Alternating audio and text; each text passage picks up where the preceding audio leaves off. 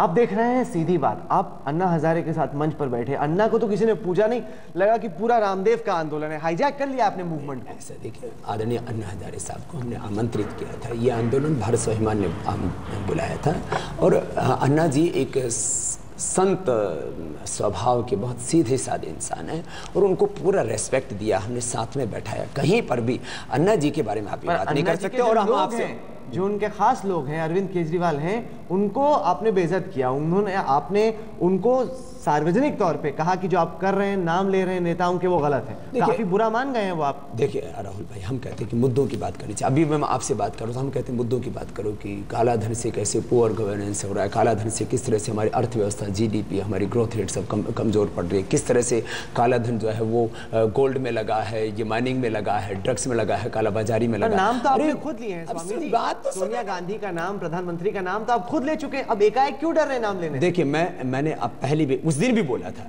कि प्रधानमंत्री जी व्यक्तिगत तौर पर ईमानदार हो सकते हैं, लेकिन राजनीतिक तौर पर जो अपनी जो जिम्मेदारी है उससे वो नहीं बच सकते, वहां पर भी उनको ईमानदारी दिखानी पड़ेगी।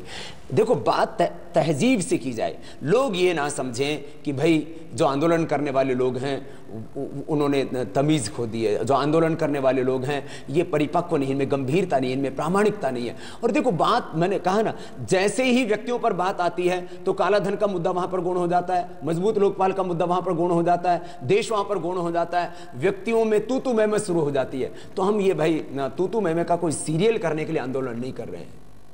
पर अरविंद केजरीवाल से आपकी बन नहीं रही है, लगता है कि कहीं ना कहीं ठन गई है अरविंद केजरीवाल। देखिए, अन्ना जी और हम पहले भी साथ थे, आज भी साथ हैं और आगे भी साथ रहे। केजरीवाल और आप साथ में। देखिए, उसके बारे में मैं इतनी बात कहूंगा, जब आदरणीय अन्ना हजारे साहब हमारे साथ में हैं तो उनकी टीम के जो लोग हैं उनको संभालने का काम वो करेंगे, ये मेरा सिरदर्द नहीं। तो अभी आपके हिसाब से वो बेलगाम नहीं। देखिए, मैं वो कह रहा हूं कि उनके अंदर कोई भी मतभेद होता है या कोई बात पैदा आती है, जैसे हमारे संगठन का कोई एक भी व्यक्ति बात करेगा तो उसकी संपूर्ण जिम्मेदारी मेरी।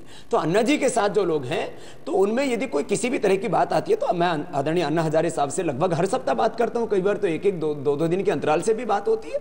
तो कोई भी बात होगी, मुझे पूरा भरोसा है अन्ना साहब अपनी टीम को बहुत अच्छे से संभाल के रखेंगे। सुनने में आया है कि अगले कुछ हफ्तों में आपकी टीम में एक नया सदस्य आने वाला है, पूर्व आर्मी चीफ वीके सिंह से आपकी काफी बातचीत चल रही है। आपको ये खबरें कहां से मिल जाती है? हमें खूब खबरें रहती है, इसलिए तो सीधी बात करने आते हैं स्वामी जी।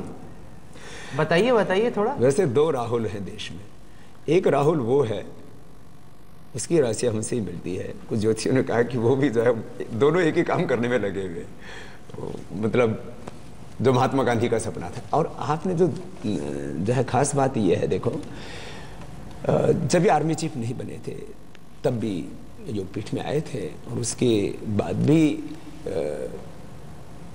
मैं भारतीय सेना के इतिहास को जब देखता हूं तो पाता हूं कि सेना में रह करके सेना के अंदर जो भ्रष्टाचार हो रहा है और पूरे तंत्र के खिलाफ, सरकार के खिलाफ यदि किसी ने आवाज उठाने की कोशिश की, भारतीय आजादी के इतिहास में पहली बार, तो वो जनरल वीके सिंह। और उनमें बहुत जज्बा, बहुत साहस है, वो लीडर व्यक्ति है। सरकार ने लाख कोशिश की उनको अपमानित करने की, लेकिन वो अपने पद से हटा नहीं, डिगा नहीं।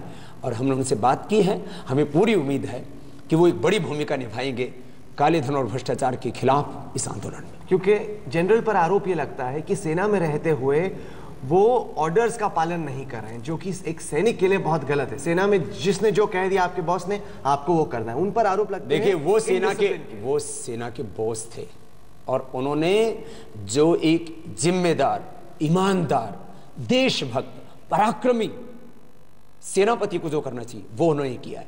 इसलिए ये इन आरोपों को मैं खारिज करता हूं। उनके आंदोलन में जुड़ने से आपके हिसाब से क्या फायदा होगा आंदोलन को? देखिए, देश के सभी देशभक्तों का आंदोलन है ये किसी पार्टी पॉलिटिक्स के लिए नहीं है, ये देश के लिए आंदोलन है। तो देश के 121 करोड़ लोग इससे जुड़े, और उसमें भी देश कि वो लोग जिनकी प्रतिष्ठा है देश में, वो यदि आकर के जुड़ते हैं तो और लोगों का विश्वास प्रबल होगा। और जो ऐसे कुछ लोग जो तटस्थ होकर के बैठे हैं, कुछ लोग जो जिनको सरकार डरा देती है, वो लोग भी और मजबूती से आकर के। ये बड़ा अजीब हाल नहीं है कि एक तरफ एक जनरल आ रहा है आंदोलन में, एक योग गुरु है इस आंदोलन में, एक आदरणीय अन्ना हजारे साहब हैं, और सारी राजनीतिक पार्टियां कह रही हैं हम साथ में। हमने अब सरकार को चौतरफा घेरा है, और जो हम कह रहे हैं ना वो सरकार को करना पड़ेगा, नहीं तो इसको जाना पड़ेगा।